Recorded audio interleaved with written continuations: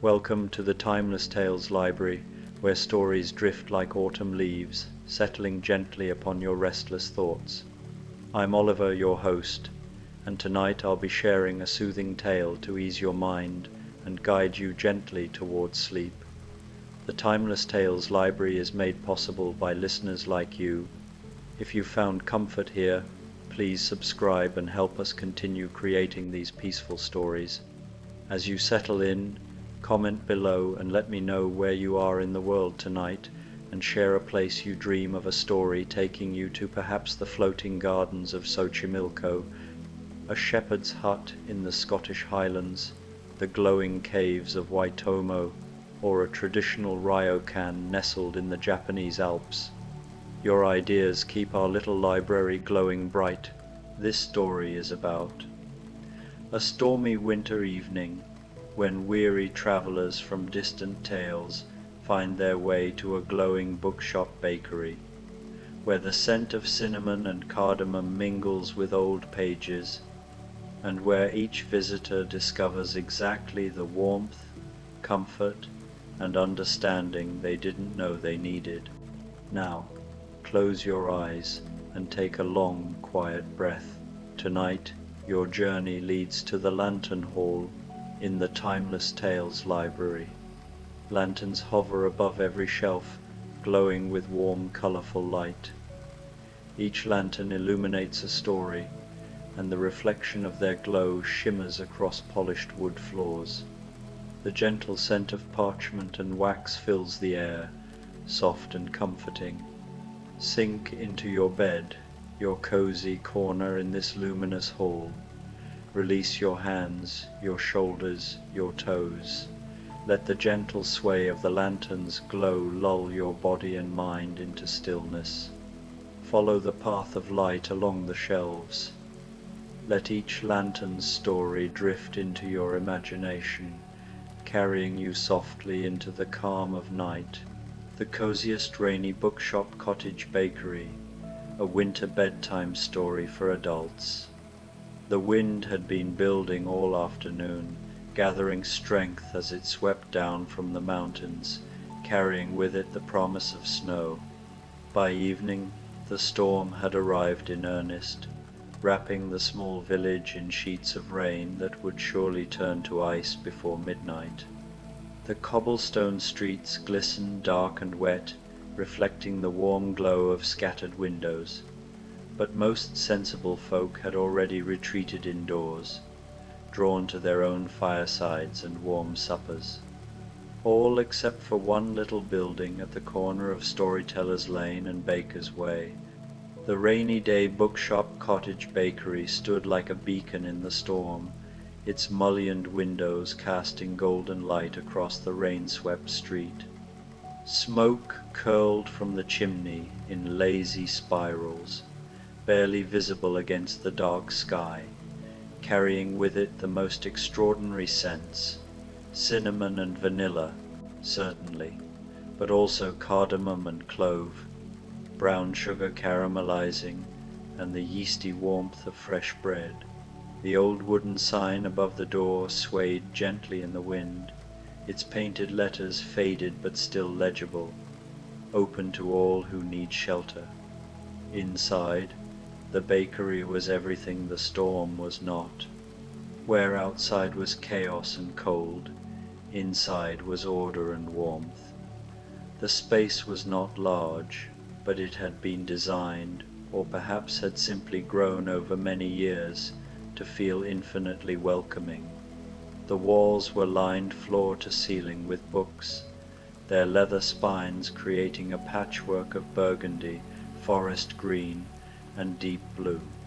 Between the bookcases stood small round tables, each with its own mismatched chairs, and in the very center of the room a cast-iron stove radiated gentle heat, its doors open to reveal the dancing flames within. The bakery counter stretched along the back wall, its glass case empty now as evening drew on, but the air still held the memory of the day's baking layer upon layer of sweetness and spice that seemed to settle into the very wood of the floor and ceiling. Behind the counter, deeper in the cottage, came the quiet sounds of work, the soft clatter of a mixing bowl, the whisper of flour being sifted, the gentle hum of someone who baked not for commerce but for comfort. The baker herself remained largely unseen, a presence more than a person, though occasionally a flour-dusted hand would emerge to set a fresh tray on the counter, or to adjust the kettle that always seemed to be at precisely the right temperature for tea. The first bell above the door chimed at 7:30. A gust of wind swept in with the visitor, carrying raindrops that scattered across the worn floorboards like scattered pearls. The woman who entered was perhaps 30, with dark hair pulled back in a practical bun, though several rebellious curls had escaped to frame her face. She wore a sensible wool coat, now thoroughly soaked, and carried a worn leather satchel that she clutched protectively against the storm. Her eyes swept the bakery with the keen observation of someone who notices everything, who collects details like other people collect shells from a beach. "Oh," she breathed, and the single syllable contained relief and wonder in equal measure. She pushed the door closed against the wind and stood for a moment, just breathing in the warmth and the scent of baking. Water dripped from her coat to pool at her feet, but she seemed not to notice, too busy taking in the walls of books, the glowing stove, the sense of sanctuary. "Welcome," came a gentle voice from behind the counter, though the speaker remained in shadow. "Terrible evening for traveling." "I've certainly chosen better weather for my journeys," the woman admitted with a rueful smile. She unbuttoned her coat with stiff fingers. "I'm Jojo March. I was supposed to catch the evening train to the city, but the storm has delayed everything. I saw your light and thought."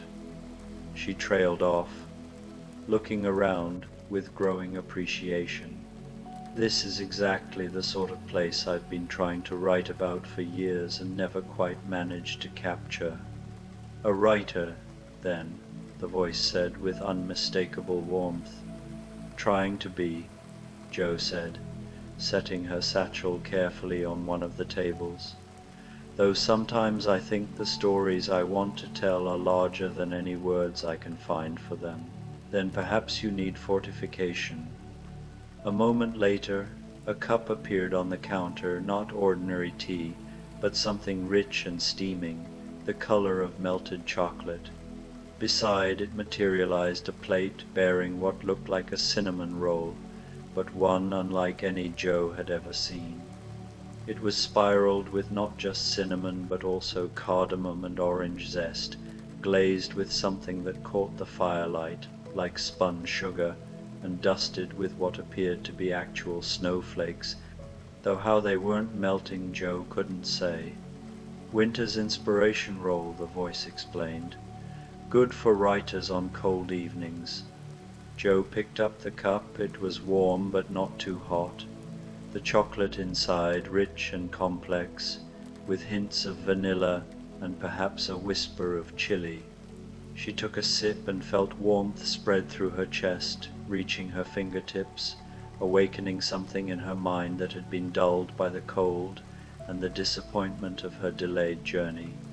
The cinnamon roll was even better, each bite a perfect balance of sweetness and spice, the texture somehow both soft and satisfying. As she ate, Jo found herself pulling a small notebook from her satchel, uncapping her pen, and beginning to write. Not the story she'd been struggling with, but something new, something that flowed like the rain outside. She had filled 3 pages when the bell chimed again. This time, the woman who entered was clearly from somewhere far away. Her clothing spoke of distant lands, silk in jewel tones, intricate embroidery that caught the firelight, and over it all, a traveling cloak beaded with rain. She was perhaps 35, with dark eyes that held depths upon depths, as though she had lived 1,000 lifetimes in her years. There was something regal about her bearing, despite the storm, and something infinitely weary. She paused just inside the door, taking in the scene with those ancient eyes, and Jo found herself sitting up straighter, recognizing in this stranger a fellow observer, a keeper of stories. "Please," Jo found herself saying, gesturing to the other chair at her table. "The storm is terrible. You must be exhausted." The woman's smile was slow but genuine. "You are kind. I am called Scheherazade, and yes, I have been traveling a very long time."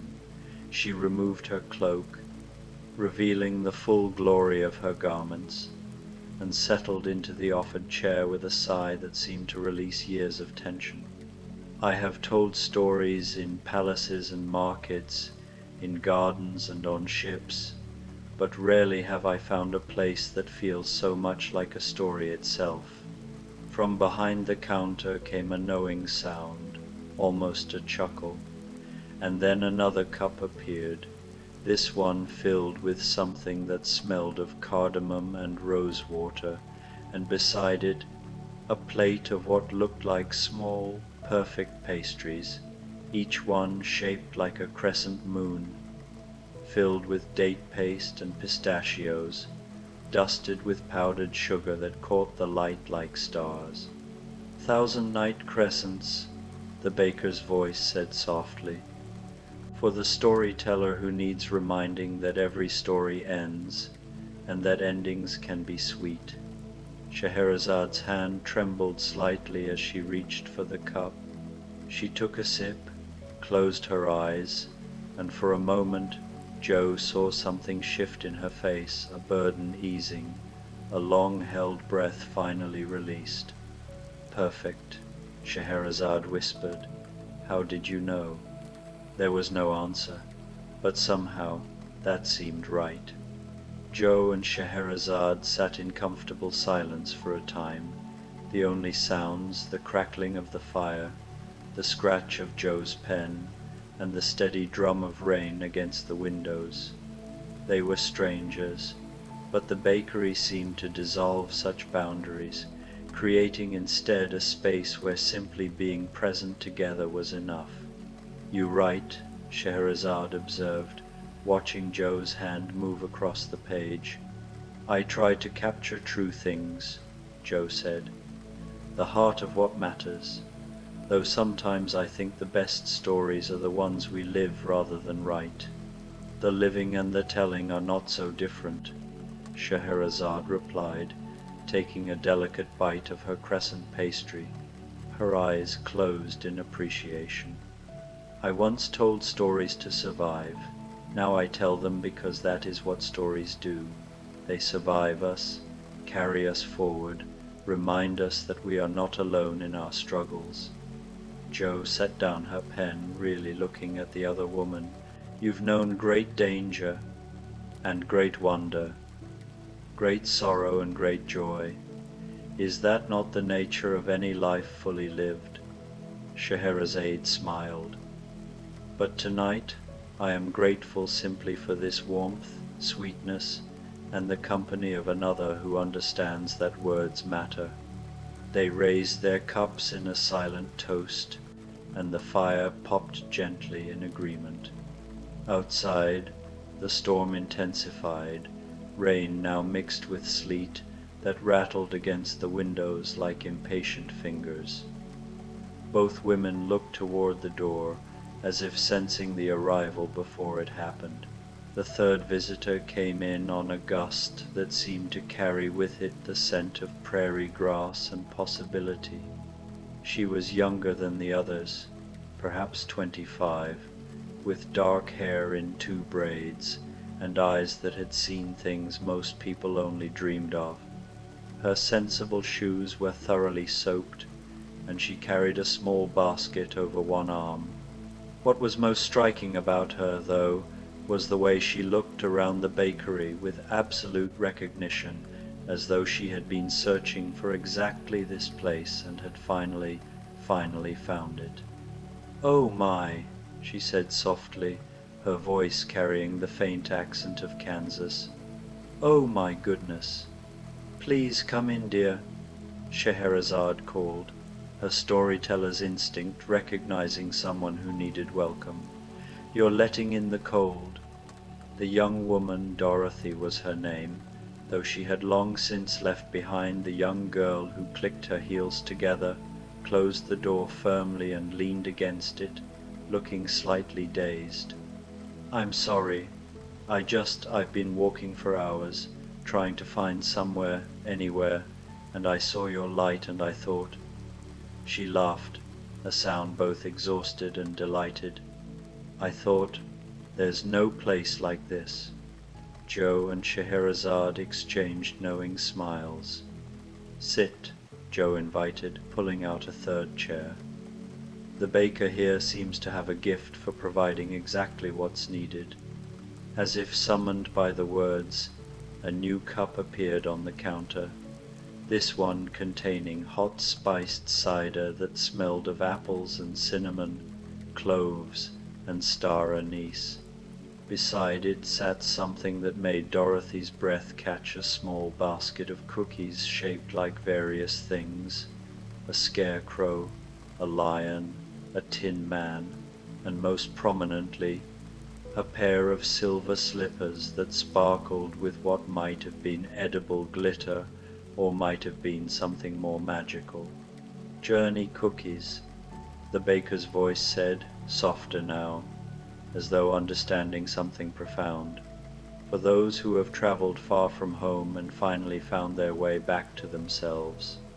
Dorothy approached the counter slowly, reverently, and picked up the cup with both hands. The first sip brought tears to her eyes, not of sadness, but of recognition. This was the taste of coming home, of understanding that the journey matters as much as the destination, of knowing that the magic we seek is often the magic we carry with us all along. She brought her treats to the table and settled in with the others, and for a long moment the three women simply sat together, sipping and savoring, listening to the storm and the fire in equal measure. "Where have you been?" Jo asked gently, her writer's curiosity never fully sleeping. Dorothy smiled, a complicated expression that held wisdom hard won. "Everywhere and nowhere. I spent years thinking I needed to go back to that place of wonder and impossibility. But lately, I've come to understand that wonder is everywhere if you know how to see it. Like this place." She looked around the bakery with eyes that sparkled, "like finding magic in a bookshop on a stormy night." "I know something of impossible places," Scheherazade said thoughtfully, "and of the stories we tell ourselves about them. Sometimes the greatest adventure is simply surviving until morning, is it not? And sometimes," Joe added, "it's choosing to see the adventure in ordinary things, the heroism in daily kindness, the magic in bread and books and belonging." They talked then, these three travelers from different tales, their conversation weaving in and out like the patterns of rain on the windows. They spoke of writing and storytelling, of courage found in unexpected places, of home and what it means when you've seen beyond the horizon. Their words were gentle, thoughtful, and between them grew a warmth that had nothing to do with the fire in the stove. The fourth arrival came so quietly that at first no one noticed the door had opened.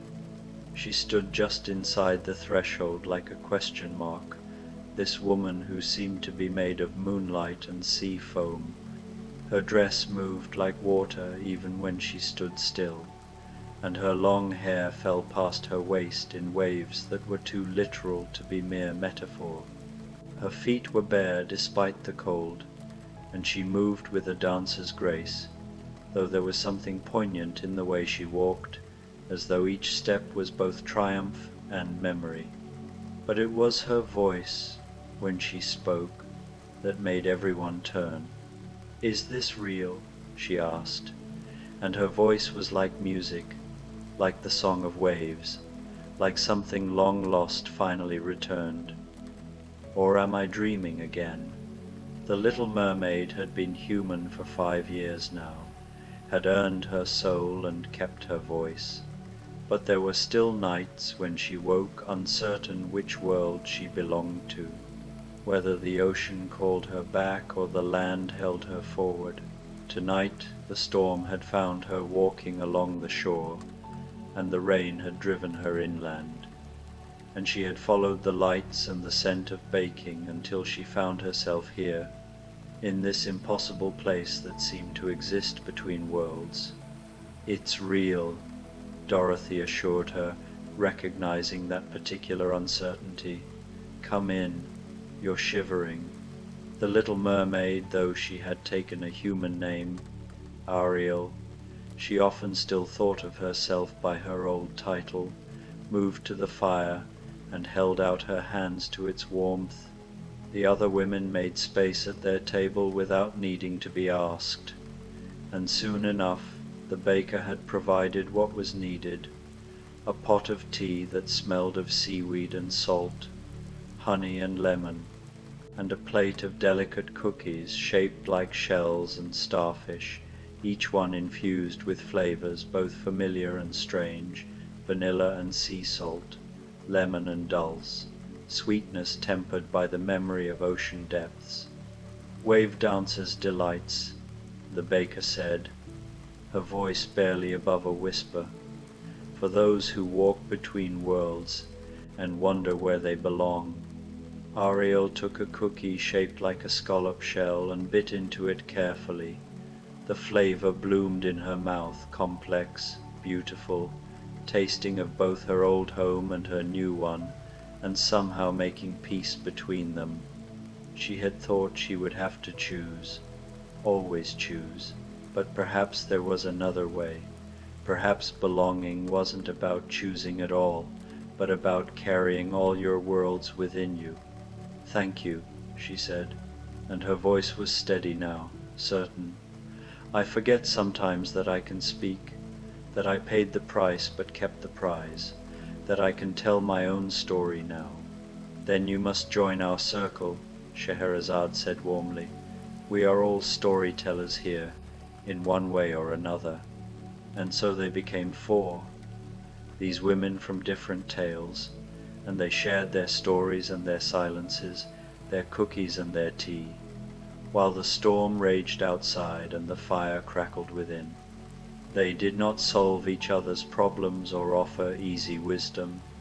They simply sat together, present and real, and that was enough. The bakery seemed to breathe around them, settling deeper into its own comfort, the books on the shelves somehow looking more content, the shadows in the corners softer and safer. It was nearly 9 when the final visitor arrived. He came with a gust that was all sharp, cold and precision, and he stood in the doorway looking slightly affronted that the weather had dared to delay him. He was perhaps 50, impeccably dressed despite the storm, with a neat beard and eyes that calculated distances and times with automatic efficiency. He carried a walking stick and a small leather case, and he looked around the bakery with the air of someone taking inventory. "Extraordinary," he said crisply. "The storm has made me 7 minutes and 43 seconds behind my intended schedule, but I must admit this establishment appears to offer adequate shelter. Good evening, ladies." "Good evening," they chorused, and Joe bit back a smile at his precision. "Phileas Fogg," he introduced himself with a small bow. "I have circumnavigated the globe in 80 days, explored 6 continents, and crossed 3 oceans. But I confess, I have never seen a storm quite like this, and I have certainly never seen a bookshop quite like this one." "Then you must sit," Dorothy invited, her Kansas hospitality overriding any strangeness. "The baker makes the most remarkable things." Fogg's eyebrows rose. "I am not typically one for spontaneous indulgence. I prefer my meals and my tea at precisely scheduled times. And yet," the baker's voice drifted from behind the counter, gently amused, "here you are." A moment later, a cup appeared, not tea, but coffee, strong and dark and perfectly brewed, with just a hint of cinnamon and cardamom. Beside it materialized a plate bearing what looked like a perfectly geometric pastry, each layer visible and precise, filled with apple and honey, dusted with powdered sugar in an exact pattern that would have satisfied the most demanding mathematician.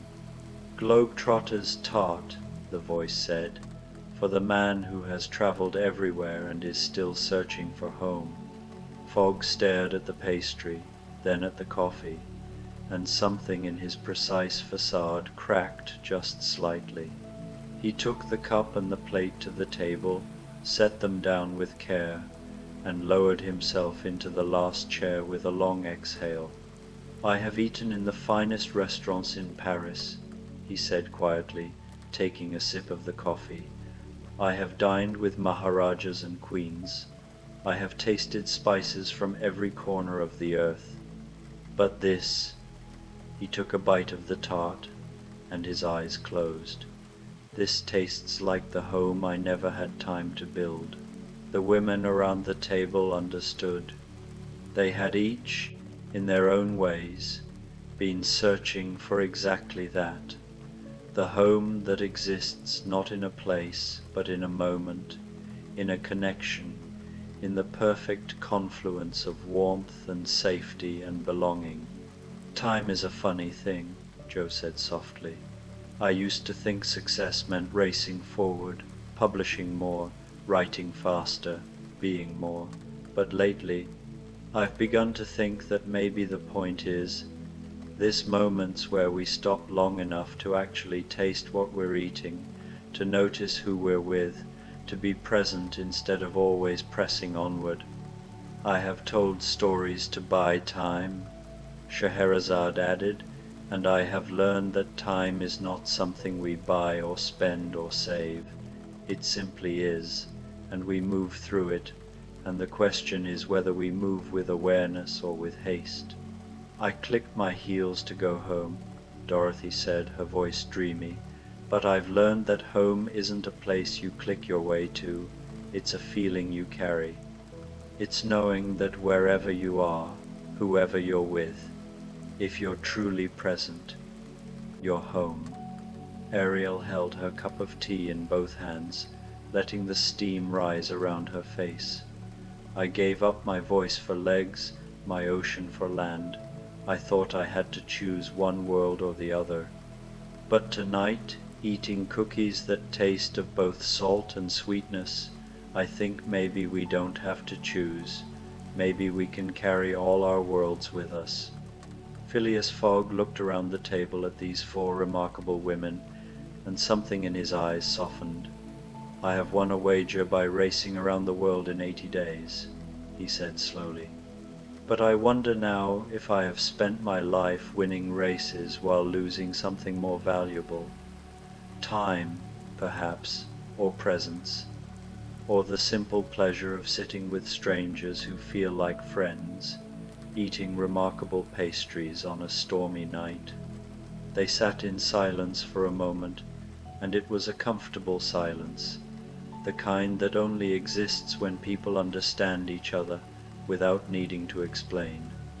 Outside, the storm had reached its peak. The wind howled, the rain lashed against the windows, and somewhere in the distance thunder rolled. But inside the rainy day Bookshop cottage bakery, the five travelers were warm and safe and, for this moment at least, complete. The baker emerged from the shadows at last, though even now she remained somehow indistinct, as though she were made of flour and starlight in equal measure. She moved to the counter and began arranging something: 5 cups, 5 small plates, 5 portions of something that smelled of cinnamon and comfort, vanilla and dreams. "The storm is passing," she said, her voice warm as bread, gentle as falling snow. "But before it does, I have one more thing for you all." She brought to the table a large platter bearing what could only be called midnight comfort cakes, small perfect confections that were part cookie, part cake, part something else entirely. They were swirled with white and dark chocolate, studded with bits of crystallized ginger and orange peel, and topped with a dusting that might have been powdered sugar or might have been actual stardust. "These are for sharing," the baker said, "for travelers who came seeking shelter and found something more, for storytellers and writers, for wanderers and dreamers, for those who have crossed oceans and worlds and time itself, and learned that the greatest journey is the one that brings us to ourselves." She placed the platter in the center of the table, and around it the 5 visitors found their hands reaching forward at the same time, selecting their cakes, and in that moment they were not separate anymore, but part of something larger, a story being written in real time, a gathering that would ripple forward into all their futures. Jo took a bite and thought of her sisters, of the love that shaped her, of the stories she would write about women who were brave in quiet ways, who found heroism in kindness and adventure in everyday choices. Scheherazade tasted dawn on her tongue, the sweetness of having survived, of having turned terror into story and story into salvation, and she thought perhaps she was finally free to tell stories for joy rather than necessity. Dorothy bit into chocolate and remembered that home was never about a place, that Kansas and Oz were both real, both true, both parts of her, and that the real magic was accepting all of herself, every journey, every dream, every return. Ariel found ocean and shore in every bite, and understood at last that she was not betraying one world by loving another, that she could be both mermaid and woman, both silence and song, both then and now. And Phileas Fogg, who had travelled the world to win a wager, discovered in that moment that the greatest destination is presence, that all his hurrying had brought him finally to this, a warm room, good company, perfect food, and the revolutionary act of simply being still. They lingered over their cakes and their final cups of tea, their conversation softening into the spaces between words, their laughter quiet and genuine. Around them the bakery seemed to glow brighter, the books on the shelves settling more contentedly, as though the building itself was pleased with the gathering it had hosted. Gradually the storm outside began to ease. The rain softened from a torrent to a gentle patter. The wind's howling faded to a whisper. Through the windows they could see the clouds beginning to break, revealing glimpses of stars between the storm's remnants. No one moved to leave. Instead, they found themselves drawn to different corners of the cozy space. Jo settled into a deep armchair near the bookshelves, pulling down a volume of poetry and sinking into its pages with her final cup of chocolate. Scheherazade curled up on the window seat, a blanket appearing as if by magic, and she watched the rain on the glass with the contented smile of someone who no longer feared the night. Dorothy found a small sofa near the fire and lay down with a pillow under her head, her silver slipper cookies arranged on a plate beside her. Ariel sat on the floor by the hearth, her dress pooled around her like water, humming a song that might have been human or might have been something older. And Phileas Fogg, surprising himself most of all, simply sat at the table, his coffee refreshed, watching his companions, and understanding that this was what he had been racing toward all along. The baker moved among them, wordless now, adjusting a blanket here, refilling a cup there, banking the fire so it would burn steady and low through the night. She was less a person than a presence, less an individual than an embodiment of comfort itself, the spirit of every warm hearth, every safe haven, every moment of perfect contentment. "Thank you," Jo murmured, not looking up from her book, but knowing the words would be heard. "Thank you," Scheherazade echoed, her voice drowsy. "Thank you," Dorothy whispered, already half asleep. "Thank you," Ariel sang softly, her voice blending with the crackle of the fire. "Thank you," Phileas Fogg said, the words feeling strange on his lips but right in his heart. The baker paused in the doorway to her kitchen, looking back at the scene, 5 travelers from 5 different tales gathered in her bookshop bakery, safe and warm and at peace. She smiled, a small secret smile, and then she was gone, leaving only the scent of cinnamon and vanilla, the warmth of fresh baking, and the absolute certainty that this place would be here whenever it was needed, whenever the storm came, whenever someone needed shelter. Outside, the rain stopped completely. The clouds parted like curtains, and moonlight spilled across the wet streets, turning everything silver. The village was silent, except for the distant sound of water dripping from eaves, the soft sigh of wind settling, the world exhaling after the storm's fury. Inside the rainy day bookshop cottage bakery, 5 travelers slept. Jo's book slipped from her fingers, but she didn't wake. Scheherazade's breathing deepened into the peaceful rhythm of someone who knows she will see another dawn. Dorothy smiled in her sleep, dreaming perhaps of ruby slippers and home. Ariel's humming faded into silence, but her expression remained serene, and Phileas Fogg, who had scheduled every moment of his life, let go at last and simply rested. The fire burned low in the stove, its embers glowing like small fallen stars. The books stood watch from their shelves, patient and eternal.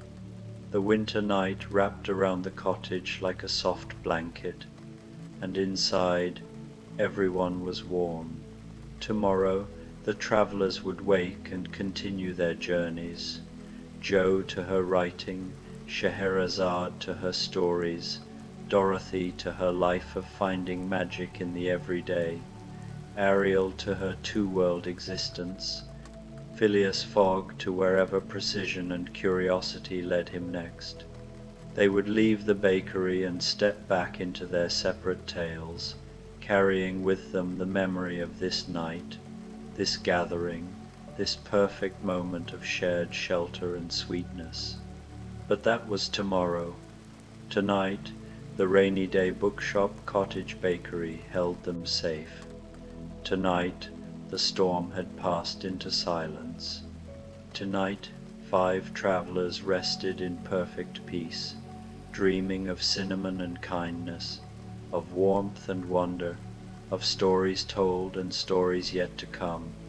And somewhere in the back of the cottage, the baker kneaded tomorrow's dough, humming a song that might have been all their stories woven together, might have been the promise that the door would always be open, that the light would always be on, that there would always be shelter for those who needed it. The last ember in the stove glowed steady and warm.